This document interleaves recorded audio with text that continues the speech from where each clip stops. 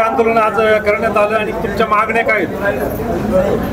मी Subhash Pokharkar, EPS 95 राष्ट्रीय संघर्ष समिती पश्चिम भारताचा संघटक म्हणून काम करतो।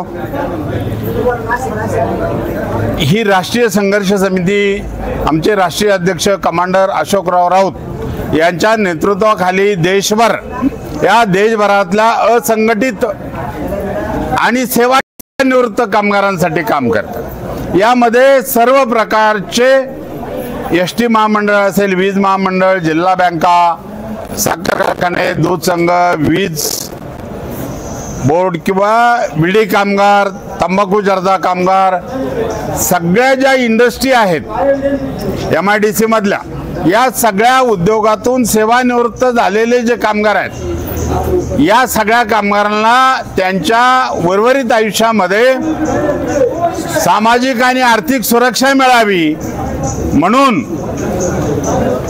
केंद्र सरकारनं 1952 कायदा केला, प्रॉव्हिडंट फंड ऍक्ट 1952। या कायद्यान्वये प्रत्येकाच्या पगारातून कंपल्सरी 12% रक्कम कपात केली आणि ही रक्कम EPFOकडे ठेवलेली आहे।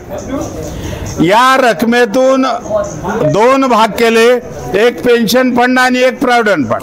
प्रॉव्हिडंट फंडाची रक्कम त्याच्या सेवानिवृत्तीनंतर त्याला परत दिली जाते। पेन्शन फंडाची रक्कम ही सरकारकडे कायमस्वरूपी ठेव आहे, त्याच्या मृत्यूनंतर सुद्धा ती परत दिली जात नाही आणि अशा ठेवीवर जे व्याज व्हायला पाहिजे ते व्याज आम्हाला मिळावं ही आमची रास्त मागणी आहे।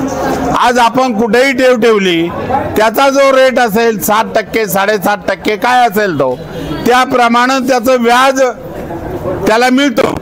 आम्ही EPFO जी ठेव ठेवली त्याचं व्याज सुद्धा EPFO आम्हाला देत नाही आणि त्यामुळे आज या देशातल्या 81 लाख पेन्शनरांपैकी 36 लाख लोक असे आहेत की ज्यांना 1000 किंवा त्यापेक्षा कमी पेन्शन मिळते आणि यासाठी आम्ही 9-10 वर्ष केंद्र सरकारबरोबर झगडत आहोत।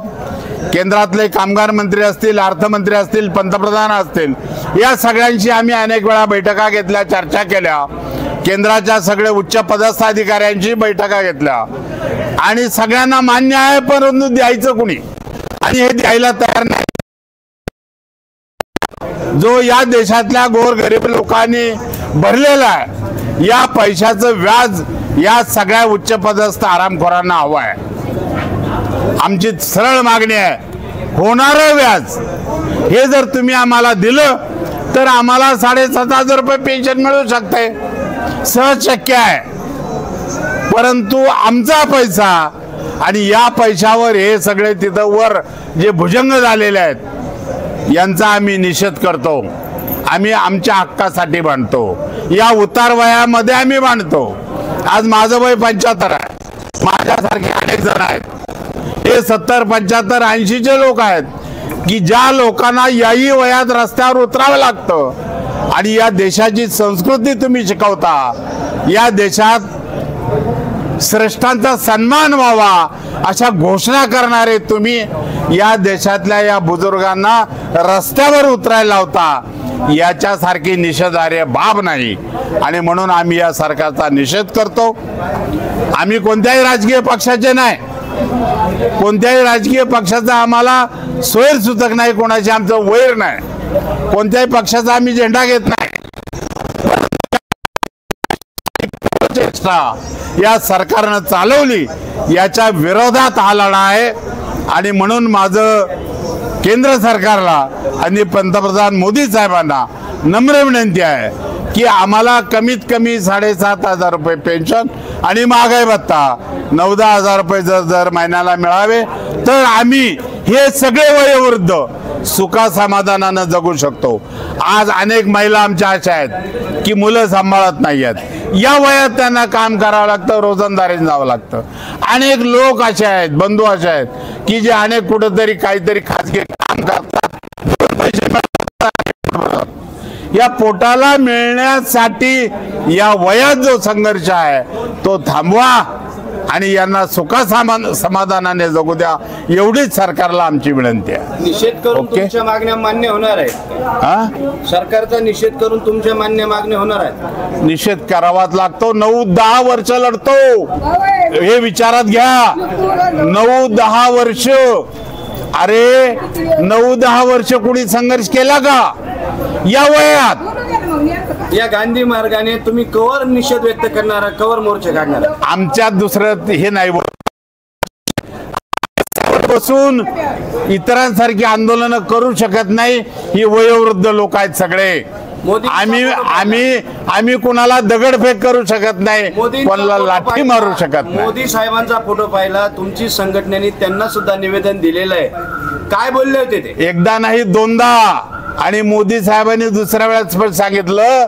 पहिल्या वेळेस त्यांनी समजून घेतलं, अर्धा तास काय काय अडचण आहे, काय नाही, काय सगळं समजून घेतलं, मान्य केलं. आणि खालच्या त्यांचे जे राज्यमंत्री आहेत त्यांना सांगितलं की अर्थमंत्र्यांचा यांचा प्रश्न सोडवा. 1.5 वर्ष झालं सुटला नाही.